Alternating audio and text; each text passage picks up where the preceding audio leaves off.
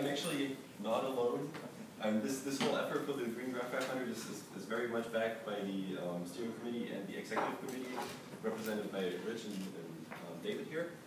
So the idea is really let's start at the beginning. So the idea is really that we are seeing raising energy costs, so we know this. We're on this very steep trajectory. And then I'm actually going back to graphs that come from Peter, eventually. All the cool graphs come from Peter, as we learned today. So this is this breakup of the current architectures that we have, what's consuming most of the power.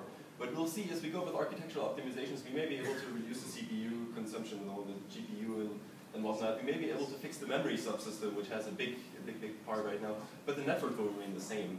And because that is a fundamental problem that we have here. So this is something that we'll see in the future. But we also see, if you look at impact, that the network may not be the most important component. However, for the Graph500 benchmarks, we will see that we actually know that the Graph500 is more or less unstructured, and that there may be good separators for the graph that we're looking at, the RMAT graph. However, we may not have enough time to actually find the good separators.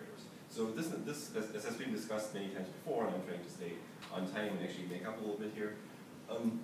So this benchmark is mostly network and main memory intensive, and that's the key part here. So we are not measuring a very small part of the system, but it's a more relevant part from an energy perspective, because we are moving towards the being bound by energy, so we all know this. And then the key point here is really we have completely different optimization goals that need to be addressed by vendors for energy consumption. So we know how to tune caches, we know how to tune registers, it's all well done, but we really need to move into this networking area, and maybe we were talking about specialized machines here, or some people look at BlueGeneQ as a specialized machine, even though it's performing well in many different architectures. But this last graph, this comes from Shekhar Horkar from Intel. It's a very interesting graph because it really shows that the energy consumption kind of grows rapidly as you go to larger distances, and Rich has shown a similar slide. So I think we all agree to this.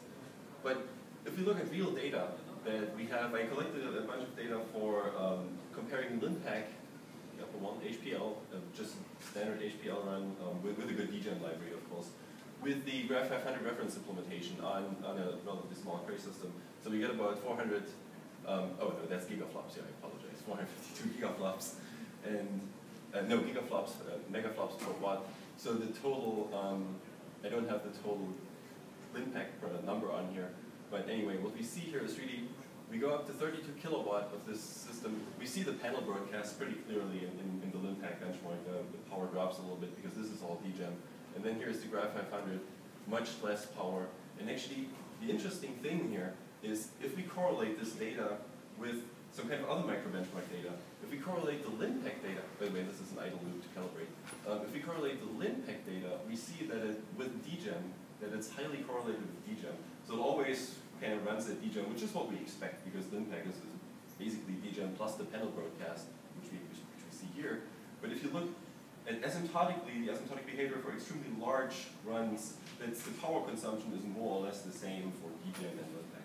So if we now look at the Graph500, the natural thing to correlate with here is stream. Because you're expecting a memory bound benchmark, so when we do, we look at stream.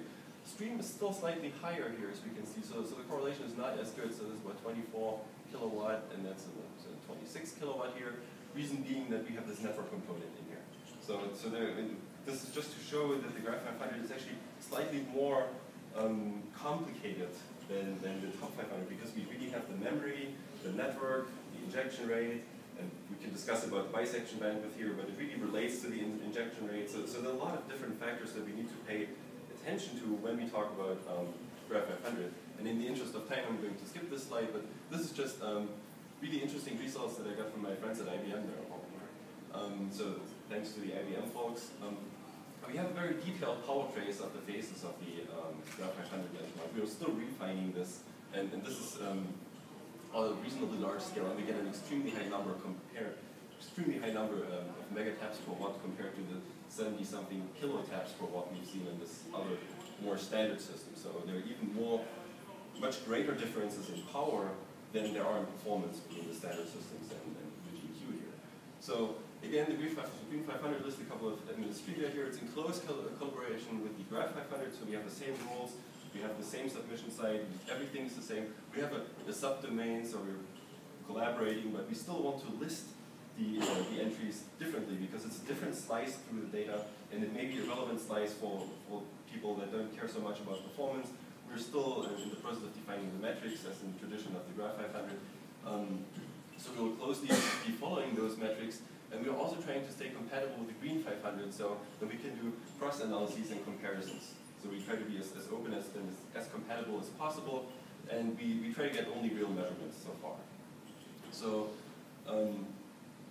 well, what we do is the obvious metric is of course taps per average power. By average power we mean the power over the whole phases. The measurement results you've seen is not really the power of the BFS phase, it's the power of all the phases, including verification and everything. This will be changed, so we slightly need to change the benchmark in order to really just capture the BFS phase, but this was just the first step. On the system we've measured it, those two phases really have very similar power consumption, so it doesn't change anything. However, as we've seen in the BlueGeneQ system, it really has an impact, so we're redefining this right now. And as we can see, there's a very big difference between the TEPs and the megaflops, even though those are totally two different measures.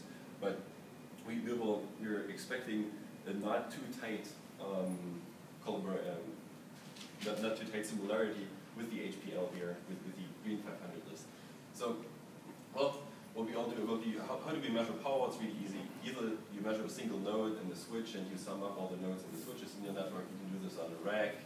You can do anything you want to measure power. It's a relatively simple process as long as you get the cumulative power of your system. At this time, we don't care about PUE, so the AC is outside the power budget in this case. But if you want to include it, it's really up to you. So we want to report the numbers accurately as possible, but we understand that sometimes it's not possible to measure the most accurate consumption. So, but anyway. We expect the first list to appear in conjunction with the Graph500 at Supercomputing 2012. So the submission deadline will be, of course, aligned with Graph500 because it's the same system. So basically what you will do if you submit to the GreenGraph500 list, you will more or less just submit your Graph500 result and attach a power trace or attach your power number. And then we'll just take a different slice through the data. By this time we'll have it streamlined, hopefully, and this will all be good. So thank you very much, and I can't take any questions because I really want to give Peter the chance to talk, so we'll take the questions cumulatively at the end. Or just talk to me, I'll be around, and of course also talk to the steering committee. We're all on the same page on this. Thank you very much.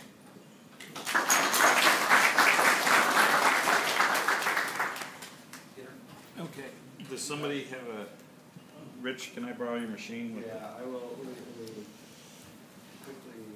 I didn't bring the dongle for mine.